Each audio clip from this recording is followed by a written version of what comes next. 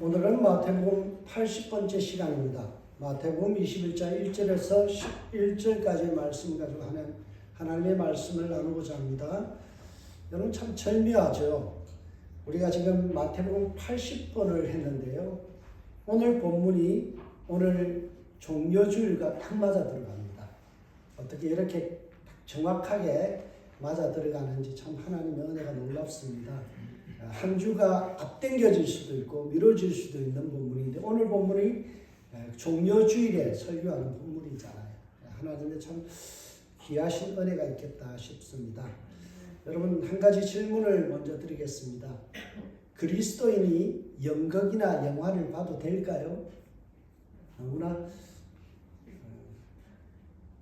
당연한 질문 같기도 한데요.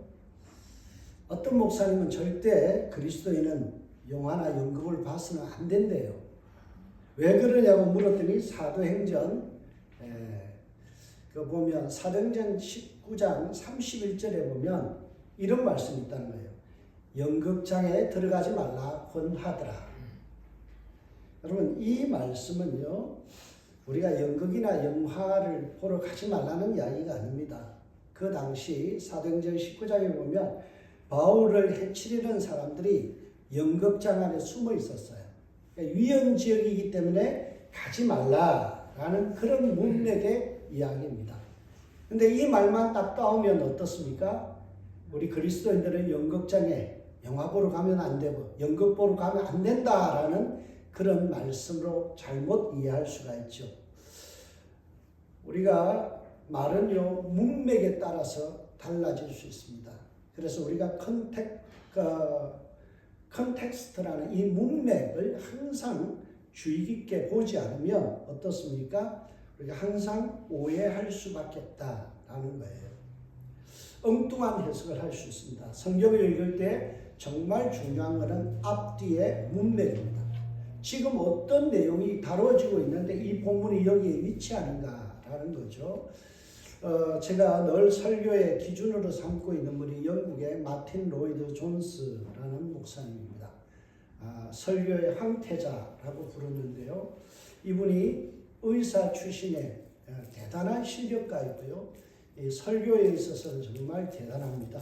로마서 같은 경우는 책으로도 12권입니다. 이런 두꺼운 책이 12권이에요.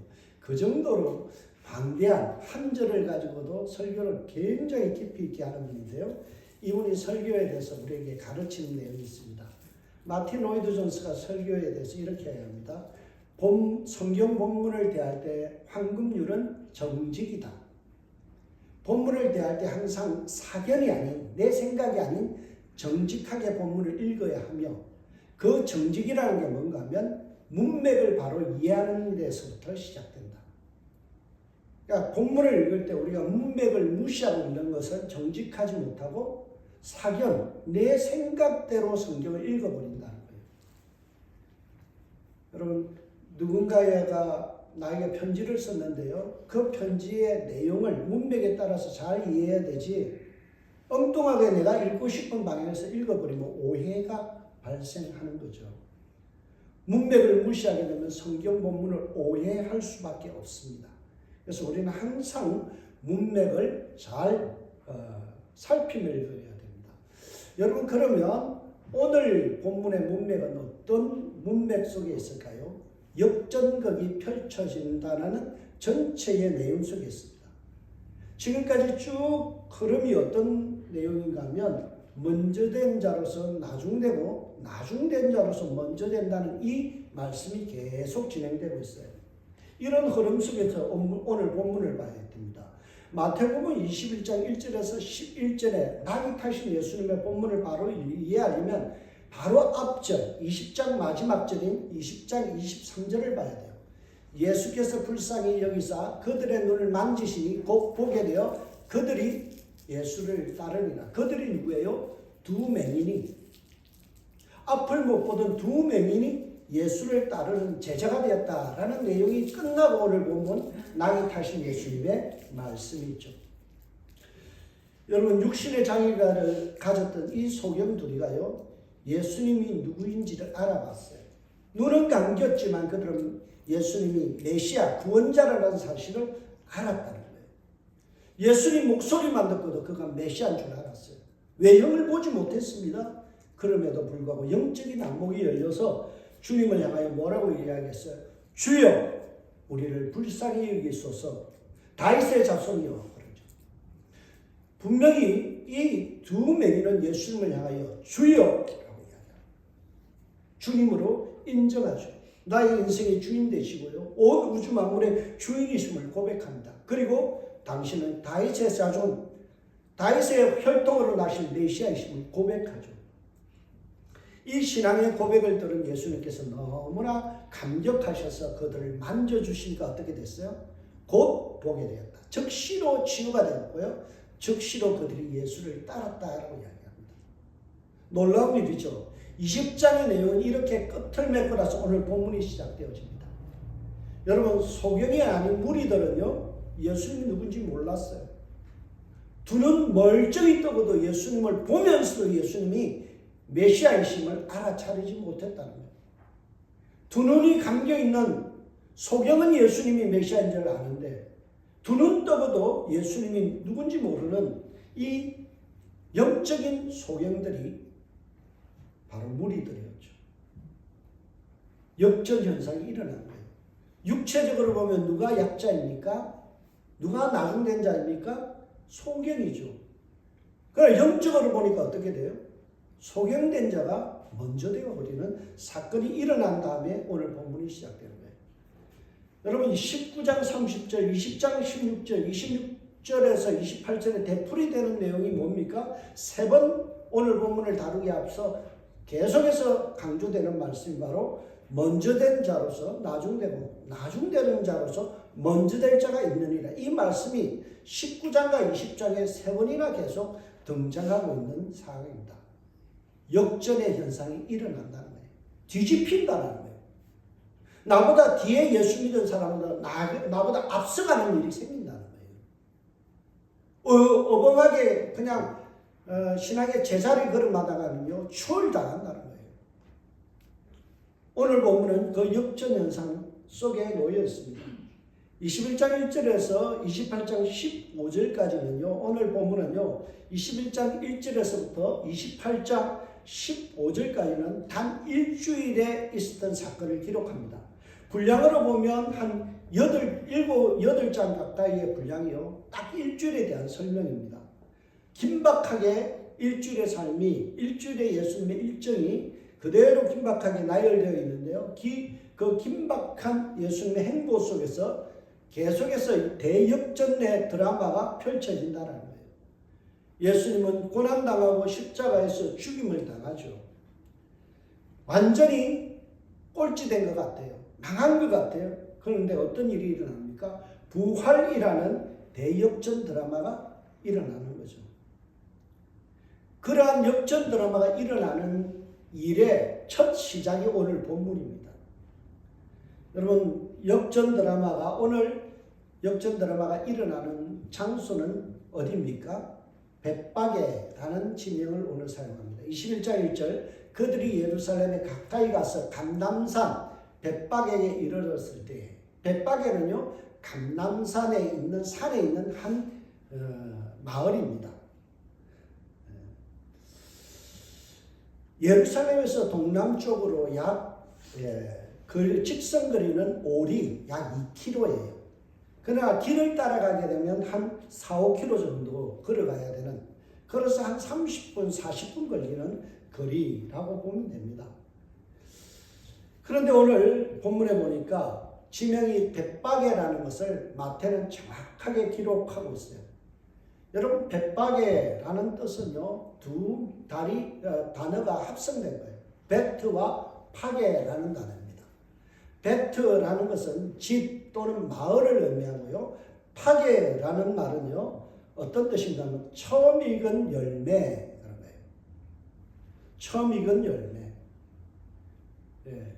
이 벳바게는 바로 무화과 나무가 처음 익어서 내놓은 열매를 상징하는 그런 의미입니다. 왜 마태는 벳박이라는 지명을 정확하게 기록했을까요? 두루뭉술하게 우리가 설명한다면요, 오늘 본문에만 나오는 벳박이라는 단어 대신 우리가 너무나 잘 익히 들어왔던 단어로 대체할 수 있어요. 벳박이 대신에 베다니라고 설명하는 것이 더 사람들이 잘 알 수 있어요. 여러분, 베다니와 벳박이는 거의 붙어 있습니다. 걸어서 한 10분 거리예요. 단일 생활거리입니다. 근데 여러분, 벳박이는 잘 못 들어봤지만 베다니는 굉장히 많이 들어보죠. 이웃교회 이름도 베다니교회 이런 게 있잖아요. 그만큼 기독인들에게 베다니라는 지명은 익숙하지만 벳박이라는 이 단어 오늘 본문에 밖에 등장하지 않는 특이한 지명입니다. 마태는 철저하게 벳박이와 베다니를 구분합니다. 당일 생활거리이고 걸어서 10분 거리에 있는 이 벳박이와 베다니를 구분한다는 거예요. 예수께서 두 제자를 보내어 이르시되 너희는 맞은편 마을 벳박이로 가라, 베다니로 가라. 그리하면 곧 매인 나귀와 나귀 새끼가 함께 있는 것을 보리니 풀어 내게로 끌어오라. 분명히 오늘 본문에 보면 베다니를 뭐라고 하는가? 맞은편 마을이라고 이야기합니다. 구분 짓죠. 베다니는 이쪽 마을이고 벳박이는 이쪽 마을이고 베다니는 저쪽 마을, 맞은편 마을이라고 이야기합니다. 여러분, 왜 이랬을까? 왜 이런 구분을 했을까요? 그거는 베다니와 벳박이가 갖고 있는 의미가 다르기 때문에 그렇습니다. 벳박이는 처음 익은 열매라는 뜻도 있지만 덜 익은 무화과 열매 그런 뜻입니다. 덜 익었다라는 거예요. 뭔가가 부족하고 뭔가가 덜 익은 상태라는 거죠. 근데 베다니라는 뜻은 어떤 의미인가 하면요, 베다니라는 것은 무화과의 집인데요, 이 단어는 베다니는 베트라는 집과 잘 익은 열매라는 테나라는 단어가 합쳐진 거예요.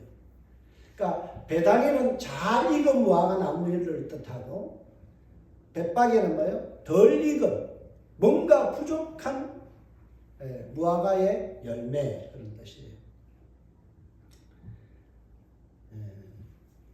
마태는 지금 뭘 이야기해 주고 있나요? 이들의 영적 어떤 상태가 벳박이와 같다는 거예요. 덜 익은 부족한 그런 상태다라는 거예요. 완전히 베다니와 같이 완전히 잘 익은 먹음직하고 탐스러운 열매가 아니라 그들이 어느 정도의 상태라고요? 벳박이 같은 인생. 주님 보시기에 열매가 부실한 거예요.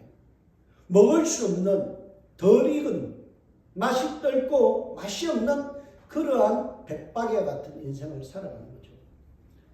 여러분, 지금 예수님과 함께하는 일행들은 뭐 하기 위해서 예루살렘에 올라가나요?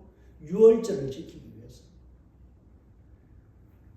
구원을 기념하는 이 유월절을 지키기 위해서 그들은 올라가고 있지만, 그러나 그들의 영적 상태는 벳박이와 같이 마치 어둠 속에 있는 그러한 자다라는 거예요. 여러분, 요한복음 1장 9절에서 11절에 보면 참 빛 곧 세상에 와서 그 각 사람에게 비추는 빛이 있었나니 그가 세상에 계셨으며 세상은 그로 말미암아 지은 바 되었을 때 세상이 그를 알지 못하고 자기 땅에 오매 자기 백성이 영접지 아니하였다라고 말씀하죠. 빛된 예수님이 오셨고 구원을 위해서 오신 메시아가 눈앞에 있음에도 불구하고 무리들은 예수님을 영접하지 않았다. 알아보지도 못했고 그를 환영하지도 않았다. 마치 벳박이와 같이 덜 익은 부족한 신앙생활을 하고 있었다라는 거예요.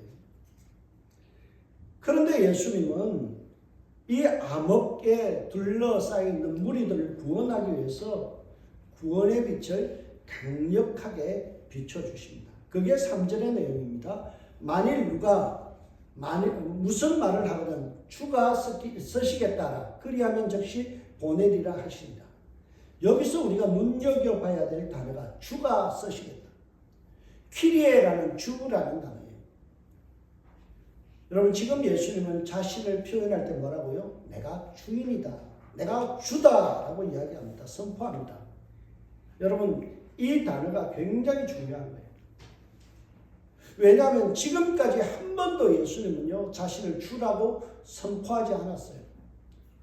제자들에게 자신이 누구인지를 탑시크릿 그렇게 비밀로 이야기하라. 이거 절대 밝히지 말라 하셨던 그 예수님께서 이제는 노골적으로 예수님 자신이 이 세상의 주이시며 메시아로서 이 땅에 구원자로 오셨다는 사실을 선포하죠. 오늘 본문에 보면 예수님은 자신이 세상의 주이심을 주인 되심을 선포합니다. 그 중에서 초자연적인 예지력을 발휘합니다. 예수님은 가보지도 않은 옆 동네 배단위에 묶여있는 낙이 2마리가 묶여있다는 사실을 알고 계셨어요. 투시력을 아는 거죠. 그리고 낙의 주인의 마음을 꿰뚫어 보셨습니다. 그리고 주가 쓰시겠다면 풀어서 아무 소리 없이 풀어서 예수님께 내어줄 것을 그 마음의 상태까지도 아시는 주인이심을 드러내고 있죠. 예수님은 자신의 놀라운 능력을 발휘하며 자신이 세상의 주인이심을 선포합니다. 3절의 내용은 예수님의 주권을 선포하는 내용입니다. 지금까지는 모든 제자들에게 입담으로 내가 누구인지를 세상에 밝히지 마. 내가 메시아라는 사실을 절대 누설하지 마라고 하셨던 그 주님께서 이제 십자가를 향하여 본격적으로 시작되어지는 일주일의 여정, 이 고난절의 첫 시작을 하면서 뭐라고요? 내가 구원자다. 내가 메시아다. 내가 주인이다. 라는 사실을 당당하게 선포하고 밝히심으로 오늘 시작되어집니다. 지금까지 분위기와는 완전 다르게 역전의 드라마가 펼쳐지고 있습니다. 여러분, 그런데 궁금한 것이 있습니다. 세상의 주인 되신 예수님께서 왜 나귀를 탔냐라는 것입니다. 왜 그랬을까요? 아니, 세상의 주인에게 어울리려면요, 황금 마차를 탄다든지, 말을 탄다든지, 그 당시에 이 예루살렘에서 가장 큰 동물이 캐멀, 이 낙타를 탄다든지, 그래야 격에 맞는 거 아닌가요? 여러분, 낙이 보셨나요? 낙이는 자그만해요. 그리 크지가 않아요. 타고 뒷모습을 보면 굉장히 우스꽝스럽습니다. 나귀를 타고 가는 모습을 보면 굉장히 우스꽝스러워요. 그런데 예수님께서 왜 말도 아니고 낙타도 아니고 왜 이 나귀를 타셨을까요? 오늘 본문은요 이야기합니다. 예수님께서 나귀 타신 것은 스가랴 9장 9절의 예언을 성취하기 위함입니다. 이는 선지자 스가랴 선지자를 통하여 하신 말씀을 이루려 하십니다. 일러스되 시온의 딸들에게 이르기를 내 왕이 내게 임하나니 그는 겸손하여 낙이 곧 멍에 매는 짐승의 새끼를 탔도다 하라 하였느니라. 오늘 여기에 보면 내 왕 되신 분인데 그분이 어떻게 한다고요? 겸손하여 나귀를 타게 된다 라는 이 말씀을 성취하기 위해서 그렇게 오늘 본문을 인용하면서 예수님 말씀하시죠. 그런데 마태복음에 나온 이 말씀과 스가랴 본문을 비교해 보면요 차이가 있습니다. 그대로 인용하지 않았어요. 의도적으로 몇 구절 빼버렸어요. 오늘 본문의 이 내용이요 스가랴서와 비교해 보면 몇 구절이 빠졌습니다. 그 내용이 뭔가 하면 공의로우시며 구원을 베푸시는 분, 이 내용을 빼고요 딱 강조하는 게 뭔가 하면 겸손하여 나귀를 탔다. 스가랴서를 가져와서 인용을 하되 뭘 이야기해요? 공의로운 부분을 빼버렸다는 거예요. 예수님이 어떤 부분을 강조했다고요? 겸손을 강조하고 있다라는 사실이에요. 왜 그럴까요? 메시아는 그리고 진정한 왕은 겸손을 경배해야 되기 때문이라는 거예요. 여러분, 예수님은 나는 온유하고 겸손하니 너희는 내게 와서 배우라 라고 말씀합니다. 여러분, 예수님의 성품을 우리가 잘 묵상할 때 뭐부터 배워야 돼요? 겸손. 겸손이에요. 신앙의 기본이 뭐라고요? 겸손입니다. 이 겸손을 우리가 배우지 못하고 이 사순절을 지나고 고난절을 지난다는 것은 모순된 거예요. 마태는 우리에게 고난절을 소개하면서 종려주일의 첫 우리가 설교하면서 강조해야 될 내용을 뭐라고요? 공의나 구원보다도 더 앞서서 강조하는 게 바로 겸손이라는 단어입니다. 여러분, 겸손하십니까? 정말 겸손하십니까? 여러분 속에 정말 겸손이 있습니까? 우리가 이 한 주간 동안요, 끊임없이 연습해야 될 것이 뭔가 하면 겸손인 거예요. 저와 여러분이 이 한 주간 동안 하나님 앞에서 겸손하여지기를 주의 이름으로 축복합니다. 겸손은 종기의 앞자리라고 했어요. 교만은 패망의 선봉이라고 했어요. 우리가 교만하면요, 사람을 함부로 봐요. 함부로 말해요. 함부로 평가해요. 그거 교만한 거예요. 겸손하면 뭐예요? 다 나보다 낫게 해요. 우리가 남들을 존중할 수 있는 마음, 이 겸손을 배우지 않고 사순절을 보낸다는 것은 예수님께서 우리에게 보여주신 모습을 잘못 이해하는 거예요. 저는 오늘 본문을 읽으면서 또 한 가지 의문을 들었어요. 예수님이 겸손하시다면서 왜 무자비하게 어린 나귀를 탔을까라는 생각입니다. 새끼 나귀를 타는 것은 이거 동물 학대 아닌가? 어미 나귀를 타지 왜 해필이면 새끼 나귀를 탔을까? 무자비하다, 좀 잔인하다. 성경을 읽으면서 이런 생각이 들었어요. 왜 두 마리가 있는데요, 어미 나귀도 있고 새끼 나귀가 있는데 해필이면 새끼 나귀를 탔을까? 근데 예수님이 타신 나귀는요, 새끼 나귀가 아니에요. 우리 본문의 번역을 잘못한 거예요. 다 자란 나귀, 그런 뜻이에요. 예수님께서 타신 나귀를 설명할 때 히브리어는 아이르라고 적었고요, 헬라어는 폴론이라고 적었습니다. 이 뜻은요, 새끼 나귀를 의미하는 게 아니라 젊은 나귀, 수컷 나귀, 젊고 수컷의 나귀입니다. 마가복음 11장 이전에는 아무도 타보지 않은 나귀 새끼라고 번역을 했는데요, 다 자란 나귀지만 아직 사람이 한 번도 타보지 않는 나귀, 그러니까 시승식을 안 한 새차, 그런 뜻이에요. 예수님이 나귀의 첫 시승자였다라는 사실이에요. 오늘 본문은요, 우리가 오해하는 부분이 있어요. 예수님께서 왜 나귀 새끼를 탔을까? 아니에요. 젊은 나귀인데 아직까지 한 번도 사람이 타보지 않은 건장한 수컷 나귀예요.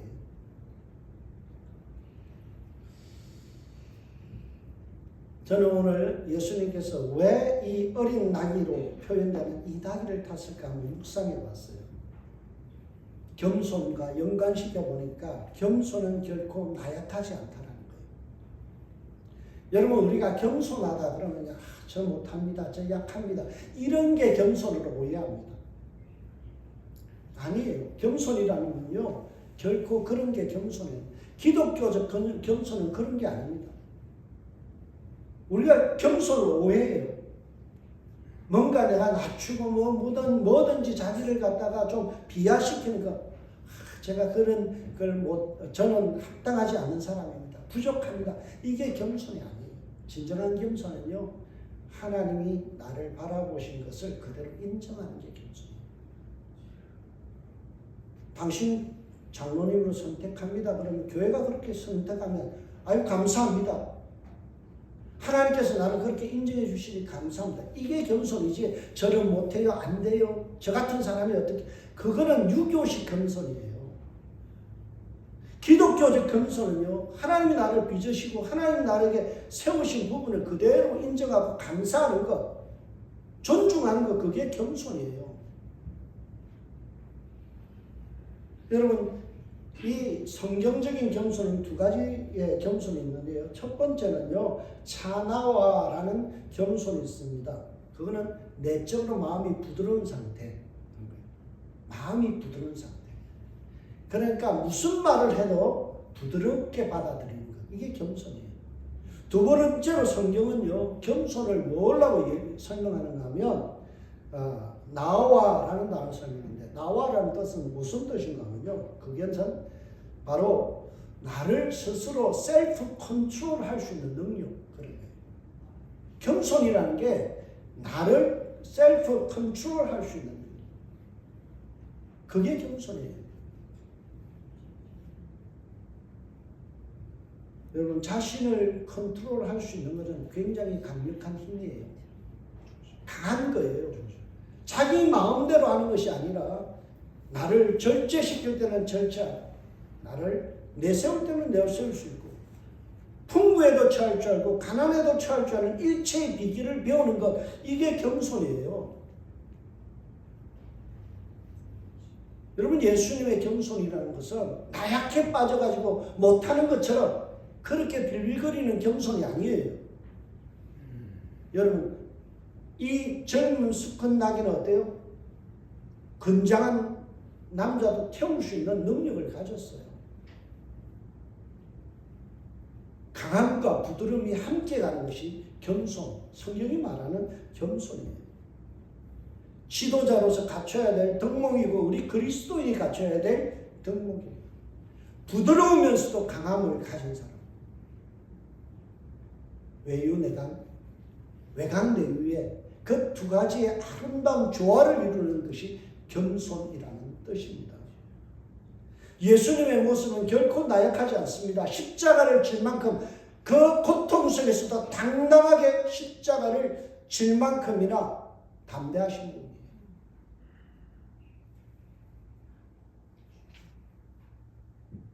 그러나 또한 비겁하게 이렇게 도망치는 제자들을 욕하지 아니하고 마음으로 부드럽게 받아들이는 그 겸손도 있는 거예요. 이를 증명해 주듯이 마태는 스가랴 9장 9절의 말씀을 인용하면서 이사야 62장 11절의 말씀과 그리고 이사야 62장 11절의 말씀을 청합니다. 5절 앞부분에 보면요, 시온의 딸에게 이르기를 내 왕이 내게 임하나니라는 말씀이 있는데요, 5절의 말씀이죠. 이 말씀은 스가랴 9장 9절에 없는 말씀이에요. 이사야 62장 11절에서 가져온 말씀이거든요. 왜 마태는 스가랴 9장 9절과 이사야 62장을 합쳐놨을까요? 바로 이거예요. 주님은요, 겸손의 주님이시면서도 능력의 주님이라는 사실을 우리에게 소개하고 싶은 거예요. 예수님은요, 겸손하신 분이 뿐만이 아니라 능력을 가지신 만유의 주이시며 왕이시다라는 사실을 우리에게 분명히 밝혀주고 있습니다. 그렇다면 만왕의 왕이신 그 주님께서 나귀를 타고 하시려는 일이 무엇일까요? 그것은 깨어진 평화, 미움 속에 있는 이 세상, 화평이 깨어져 버리고 화평이 살아간 세상에 화평을 선포하기 위해서 주님께서 이 일을 하신 거예요. 여러분, 지금까지 예수님은 100마일 이상을 걸어오셨어요. 그런데 갑자기 예루살렘을 2, 3km 앞두고 나귀를 갑자기 타셨어요. 왜 그랬을까 궁금하지 않나요? 이것을 알려면 스가랴 9장 9절 다음에 나오는 스가랴 9장 10절의 말씀을 우리가 알 필요가 있습니다. 여기 보세요. 스가랴 9장 10절에 보면 뭐라고 말씀하면 내가 에브라임의 병거와 예루살렘의 말을 끊겠고 전쟁하는 활도 끊으리니 그가 이방 사람에게 화평 평화를 전할 것이요. 지금 스가랴의 내용을 그대로 가져와서 마태는 뭘 이야기해요? 예수님은 나귀 타고 입성하면서 뭘 한다고요? 깨어진 관계를 회복시키고 미움 속에 살아가는 것을 서로를 화평케 하고 평안케 하기 위해서 주님 이거 하신다라는 거예요. 예수님이 태어나셨을 때 천사들이 뭐라고 누가복음 2장 14절에 이야기했나요? 지극히 높은 곳에서는 하나님께 영광이요, 땅에서는 기뻐하심을 입은 사람들 중에 뭐라고요? 평화로다. 예수님이 이 땅에 오신 목적이 뭐예요? 하나님께 영광이고 우리 모든 인간에게는 무엇을 선물해 주기 위해서요? 평화. 평화라는 거예요. 예수님은 평화의 왕이시고 평화의 사도시며 평화를 선포하시고 평화를 우리에게 주시는 분이에요. 그 평화의 왕이신 예수님께서 이 땅에 완전한 평화, 세상이 줄 수 없는 평강을 우리에게 주시기 위하여 십자가를 지신 거예요. 고난을 맞으신 거예요. 우리 부르는 찬양이죠. 주는 평화 막힌 담을 모두 허셨네. 여러분, 우리 속에 있는 모든 막힌 담을 허시기 위하여 예수님이 십자가를 지신 거예요.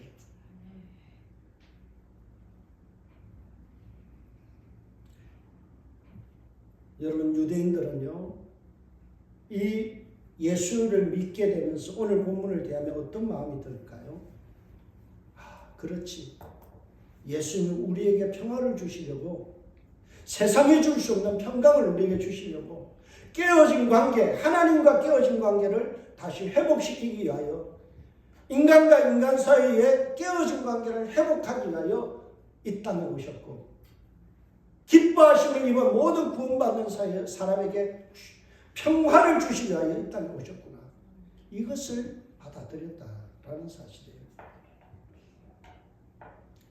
여러분, 이 부활절을 앞둔 우리 고난주간에 우리가 해야 될 일이 뭔가요? 겸손과 더불어서 이웃과 평화를, 하나님과 깨어진 관계를 다시 회복하는 것. 이것이 뭐냐면 우리가 고난절에 할 일이다라는 거예요. 그런데 무리와 그리고 제자들은요, 영문도 모르고 이렇게 주님이 평화를 주시기 위하여 우리를 회복시키기 위하여 십자가를 지시기 위하여 지금 걸어가는데요, 엉뚱한 짓을 해요. 그들은요, 갑자기 나귀 앞에다가 자기 옷을, 겉옷을 깔고요, 종려나무를 들고 흔들면서 외칩니다. 호산나 호산나.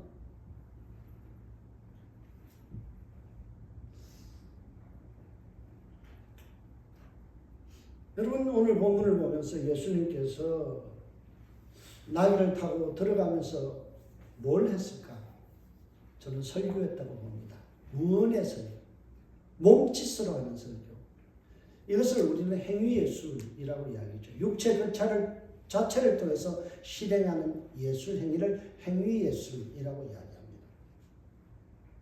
겸손하게 나귀를 타고 그리고 평화를 선포하시기 위하여 예수님은 많은 무리들 속에서 걸어 들어가십니다. 나귀를 타고 가시는 거예요. 이 행위를 통해서 뭐예요? 너희들이 생각하는 것과 다르다는 거예요. 점령군들이 말을 타고 온 동네를 다니면서 착취하고 핍박하고 사람들을 잔혹하게 죽이고 힘들게 하는 이 로마 군대의 팍스 로마다라는 이 세상의 가짜 평화를 주는 것이 아니라 예수님은 진정한 평화, 하늘 평화를 선포하시기 위하여 나귀를 타고 마치 비폭력 시위를 하듯이 아무 말씀 없이 나귀만 타고 들어가시는 거예요. 그걸 통해서 뭘 보라고요? 세상의 평화가 다르다. 내가 주는 평화는 조용하고 낮은 자리에서 겸손으로 행하는 이것이 진정한 신앙이다라는 것을 예수님의 무언의 모습을 통하여 드러나는 거예요. 그런데 일반 사람들은요, 어떻게 합니까? 종려나무를 흔들면서 호산나 호산나죠. 이게 무슨 장면인가 하면요, 이게 바로 대관식의 장면이에요. 열왕기하 9장 13절에 보면 이런 내용이 있습니다. 무리가 각각 자기 옷을 급하게 가져다가 선돌 위 곧 예후의 밑에 깔고 나팔을 불며 이르되 예후는 우리의 왕이라 하니라. 유대인들은요, 왕을 모실 때 어떻게 하냐면 자기 옷을 깔아요. 나무를 흔들어요. 종려나무를 흔들어요. 지금 무리들과 제자들은 뭐 하고 있어요? 예수님은 지금 자신이 겸손하기를 원하는데요. 무리들과 제자들은 주님이 이야기하는 겸손과 너무나 거리가 먼 화려한 대관식을 지금 치르는 거예요. 왜 그럴까요? 왜 이런 일을 할까요? 이런 퍼포먼스를 할까요? 왜 종려나무를 흔들고 옷을 깔았을까요? 그것은 바로 우리가 원하는 왕은 세상이 원하는 왕과 같다는 거예요. 우리가 원하는 메시아는 로마의 통치로부터 우리를 해방시켜주고, 그래서 새로운 정부가 들었으면 나에게 한 자리씩 달라는 그런 아우성인 거예요. 이런 분위기가 온 동네를 삼킬 듯 했다. 10절에 보세요. 예수께서 예루살렘에 들어가시니 온 성이 소동한지라. 소동이라는 이 단어가 지진이 나다라는 뜻이에요. 온 동네가 지진이 일어날 만큼 예수님을 열광합니다. 뭐 때문에요? 내가 원하는 메시아가 되어달라고. 내가 기대하는 메시아가 되어달라고. 나를 출세시키고 나를 잘 대우해 줄 수 있는 메시아가 되어달라고 그들은 아우성을 지르고 있습니다. 그래서 오늘 보면 11절 마지막에 보면 예수님을 소개할 때 뭐라고요? 그들이 예수가 누구냐 그러니까 갈릴리 나사렛 출신이다. 이 말은요, 예루살렘의 중심에 있는 기득권자, 대제사장과 그 종교 지도자들과 맞설 수 있는 북부에 있는 새로운 세력, 그런 뜻이에요. 그러니까 무리들은 뭘 원해요? 우리가 함께 갈릴리에서 걸어오면서 예루살렘에 올라가는 이 광경을 뭐로 본 거예요? 폭동, 새로운 나라를 위해서 뒤엎기 위해서 올라가는 그러한 장군과 같은 메시아 예수를 원했던 거예요. 여러분, 이런 것을 뭐라고 이야기하는 거예요? 요즘 말로요, 빈 카운트라고 이야기합니다. 콩을 세는 사람. 여러분, 콩은 뭐 해야 돼요? 불려서 두부를 만들어 먹든지 콩을 심어서 뭔가 경작을 해야 되잖아요. 그런데 빈 카운트라는 말은 책상에다 콩만 펼쳐놓고 열심히 세고 앉아있다는 거예요. 우리말로 헛짓하고 있다. 탁상공론을 하고 있다. 요즘 이 용어로요, 이렇게 전혀 헛짓하는 사람들, 그런 걸 부를 때 영어로 빈 카운트라고 해요. 콩 세고 앉아있네. 여러분, 지금 제자들과 무리들이 하는 짓이 뭐예요? 예수님은 겸손해라. 세상에 줄 수 없는 평강을 세상에 선포하고 깨어진 관계를 회복시켜라. 이렇게 말씀하는데 제자들은 머리에 띠를 두르고요, 예수를 앞세워서 예루살렘의 성을 뒤엎으려는 거예요. 그래서 한 자리씩 차지하겠다는 거예요. 내가 높아지겠다는 거예요. 내가 출세하겠다는 거예요. 예수 팔아서 성공하겠다는 거예요. 무리들과 지금 제자들은 거기에 완전히 심취되었어요. 예수님이 제자들을 보면서, 야, 너희들 빈 카운트다. 헛짓하지 마. 내가 원하는 세상은 이런 게 아니야. 내가 너희들에게 가르치고 싶은 건 이런 게 아니야. 내가 너희들에게 가르치고 싶은 것은 겸손이야. 예수님의 성품, 나는 온유하고 겸손하니 그 마음 배워라. 하늘 평화를 선포하는 자가 되라. 하나님과 깨어진 관계를 회복시키는 구원의 사역을 해라. 내 가정에 깨어져 있는 관계를 회복시켜라. 이것이 예수의 제자의 삶이다. 이렇게 가르치는데 무리들과 예수님의 제자들은요, 옷을 땅바닥에 펴고 종려나무 가지를 흔들면서 퍼포먼스를 하면서 예수님을 왕 대접하면서 뭐라고요? 우리의 두목 되어주세요. 예루살렘에 올라가서 한번 뒤엎읍시다. 마음에 안 드는 세력 다 몰아내고 우리가 정권을 잡읍시다. 지금 그 행위를 하고 있는 거예요. 이런 신앙은 역전당하는 거예요. 뒤엎어지는 거예요. 먼저 된 자가 나중되는 일이 일어나는 거예요. 그래서 우리는 예수님이 어떤 분인지 알아야 돼요. 예수님이 이 땅에 오신 이유는요, 하늘 평화, 그것을 우리에게 주신 거예요. 하나님과의 막힌 담을 넣으시고 우리를 화목케 하시기 위하여, 이웃과 이웃 사이에 있는 그 깨어진 관계를 회복시키기 위하여 이 땅에 오신 거예요. 여러분 집에 가면 이런 거 하나씩 꼭 있더라고요. 여기에 오는 모든 이게 평화. 만나는 사람마다 서로 평화합시다 그래놓고 돌아서면 싸워요. 돌아서면 미워해요. 돌아서면 가십거리를 만들어요. 그것은 엇박자예요. 그것은 예수 팔아서 성공하고자 하는 사람과 다른 게 없어요. 우리는 뭐 하는 사람이에요? 피스메이커. 화평케 하는 자. 우리에게 주신 직분이 뭐라고 그랬어요? 화목케 하는 직책을 너에게 주셨다고 그랬잖아요. 그래서 오늘 집으로 돌아가시면요, 일주일 동안 여러분 금식할 생각하지 마세요. 고난적이라고요 괜히 슬픈 척 하지 마세요. 가서 뭐 해야 된다고요? 피스메이커.